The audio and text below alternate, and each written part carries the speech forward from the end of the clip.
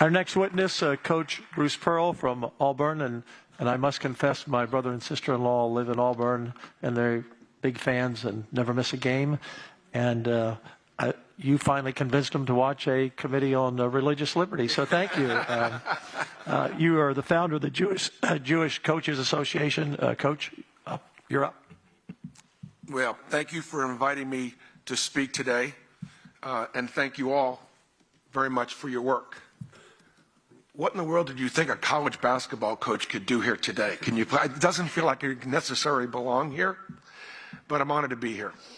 I've been outspoken about the dangers of the rise of antisemitism as a dad, as a former college coach, and as a current basketball analyst for Turner and CBS Sports. I grew up as an athlete. I grew up Jewish and in Boston. I was a minority, and early on, I recognized that there were obstacles, but I did not look at them as roadblocks, and as a result, I have lived the American dream. Since October 7th, it has become increasingly clear that we're facing a real moment of danger, not only for the Jewish people, but for the principles of religious freedom and human dignity that are central to this great country. I have spent decades building and leading teams made up of people from every background, race, ethnicity, and religion. I know firsthand that when people judge each other by anything other than the content of their character, their work ethic, and what they contribute, then the entire team suffers. That truth extends beyond sports.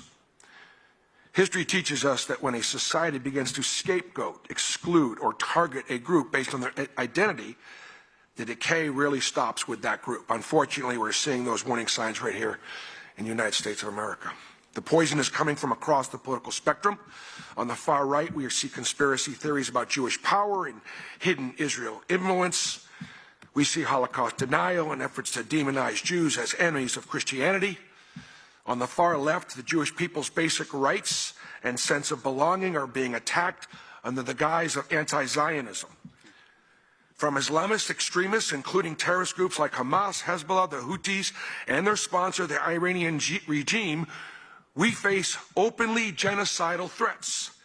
This Muslim Brotherhood literally wants me dead as I sit here and speak to you today. Why? Because I am Jewish, or I support the state of Israel, or I am a Zionist. While many different aspects of the Jewish religion, the ethnic identity are being attacked, it's important, it's vital to recognize the specific role that Israel and Zionism plays in our faith. According to Pew, the vast majority of Jews believe that caring about Israel is essential, an important part of what it means to be Jewish. Similarly, polls show that the vast majority of Jewish people consider denying Israel's right to exist and chants from the river to the sea to be anti-Semitic.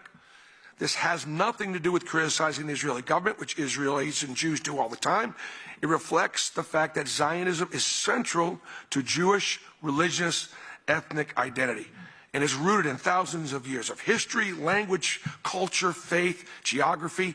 Jewish prayer, scripture, and ritual are filled with references to Zion. Jews have prayed towards Jerusalem for millennia. Our holidays end with the words, "Next year in Jerusalem." Half of the world's Jews live in Israel today, creating an unbroken connection between the Jewish people and our ancestral homeland, Israel. Bad faith actors will twist these facts and use them to claim that Jews are disloyal to this country. But the truth is, we're like countless other groups that have immigrated here. We're proud of our unique heritage, and we're also proud Americans who have helped make our country great. As I said, I grew up in Boston, a town with great ethnic neighborhoods, which sometimes led to a lack of integration, which sometimes led to some mistrust and tension. But the Italians of the North End, the Irish of South Boston, the African Americans of Roxbury, or the Jews of Dorchester, Mattapan weren't any less American because they loved their ethnic backgrounds or their culture or their history. Because many people don't fully understand who Jews are, they also can't recognize a lot of the bigotry we experience today. So let's be clear. When someone dehumanizes dehumanizes Israelis, or promotes discrimination against the world's only Jewish state, or denies its right to exist, those are not simply controversial political opinions. They are forms of hate that have real-world consequences right here in America, for me and for my family. Much of the hostility spreads in ways that are not easy to see, and in too many university classrooms, the notion that Israel is a settler colonial state is a taken, it's given, even though it's a lie that erases 3,000 years of Jewish history and connection to the Jewish homeland. Some students are so poisoned by such lies that they vandalize property or tear down posters with faces of Israeli children and mothers and hostages being held in Gaza. Organizations such as Students for the Justice of Palestine or CARE try hard to intimidate Jewish peers on their campuses. Just last month, a young athlete burned down the historic Beth Israel Synagogue in Mississippi and later told police that it was the synagogue of Satan. That phrase has recently become popular again because far-right podcasters are spreading it to millions of people online, seeking to turn our Christian brothers against their Jewish neighbors. This return to religious intolerance builds on years of some Americans just blaming the Jews for every problem in their lives.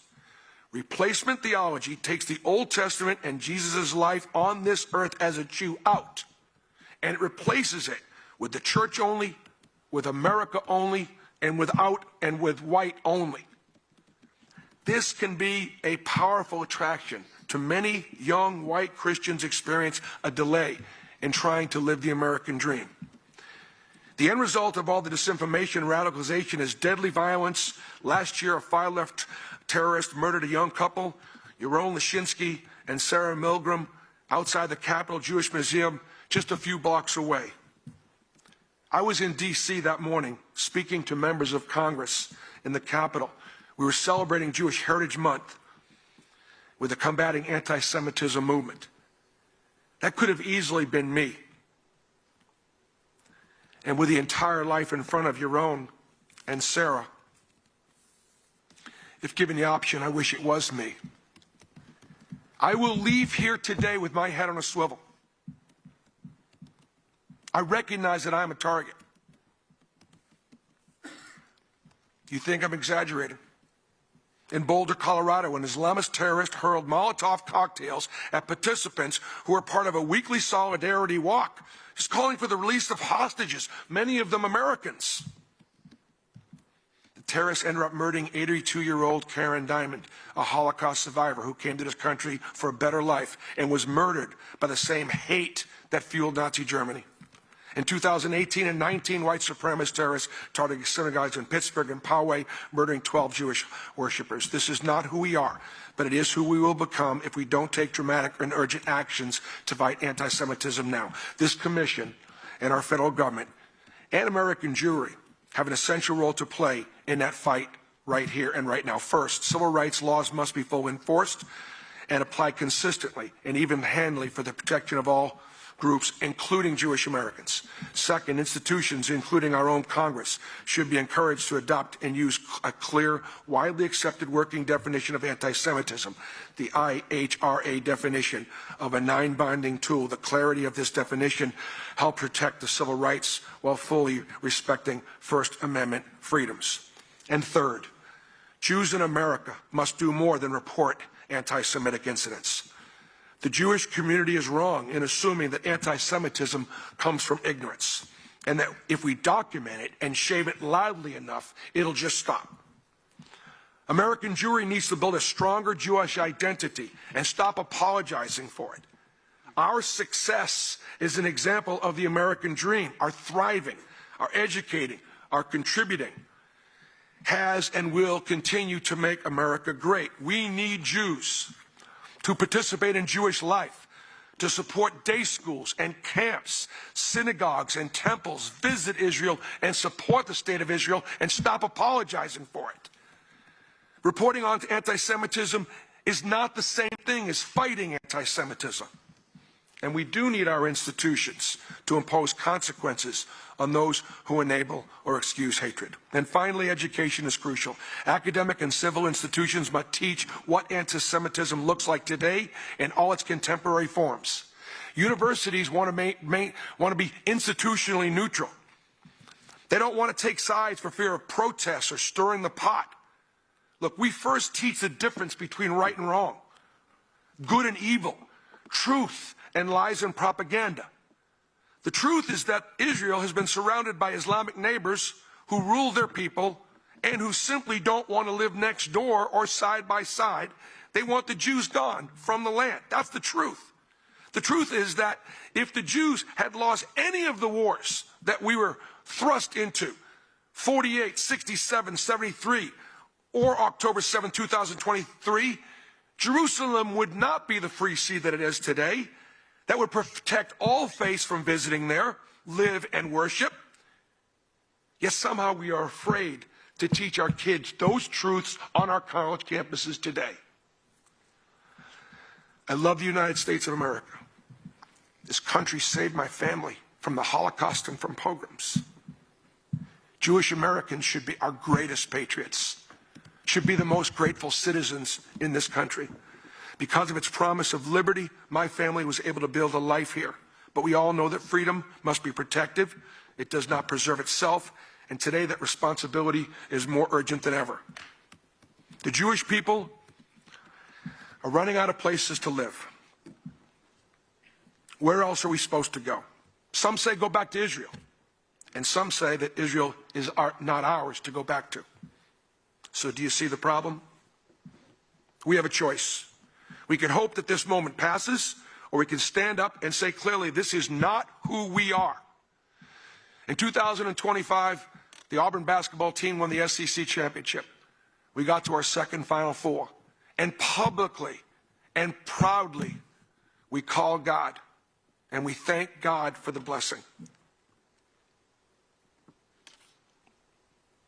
Last year, there were 3 Jewish coaches that participated in the Final Four. 3 out of 4 teams. Don't tell me this isn't the greatest country in the world. And this is an opportunity for everybody. Thank you for allowing me to participate today. And thank you for your commitment to defending religious freedom for all Americans. God bless America. And I'm Yisrael Khan. Thank you, Coach.